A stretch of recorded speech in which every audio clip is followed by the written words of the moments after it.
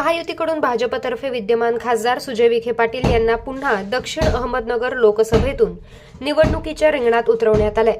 विखेंच्या विरोधात महाविकास आघाडीकडून राष्ट्रवादी काँग्रेस शरदचंद्र पवार पक्षाचे निलेश लंके यांना उमेदवारी देण्यात आली आहे, ज्यामुळे नगर लोकसभेत प्रचाराची रंगत वाढली असून आज सोमवार दिनांक 22 एप्रिल रोजी महायुतीकडून विखेंच्या प्रचारार्थ सभा घेण्यात आली आहे। या सभेसाठी मुख्यमंत्री एकनाथ शिंदे, उपमुख्यमंत्री देवेंद्र फडणवीस यांनी हजेरी लावली होती।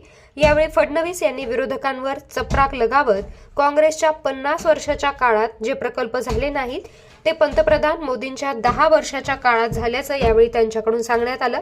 महायुतीचे उमेदवार सुजय विखे पाटील यांच्या प्रचार सभेत उपमुख्यमंत्री देवेंद्र फडणवीस म्हणाले की आपल्या गाडीला पंतप्रधान मोदींचं इंजिन आहे आणि दुसरी गाडी राहुल गांधी यांची आहे, त्या गाडीला राहुल गांधींचे इंजिन आहे, पण त्यांना कोणी इंजिन समजायला तयार नाही, कारण त्यांच्याकडे राहुल गांधी म्हणतात मी इंजिन आहे। शरद पवार, उद्धव ठाकरे, ममता बॅनर्जी, लालू प्रसाद, अखिलेश यादव हे सर्व स्वतः इंजिन असल्याचं सांगत आहेत, पण तिथे डब्बे नाहीत असा टोला देखील यावेळी फडणवीस यांनी लगावलाय।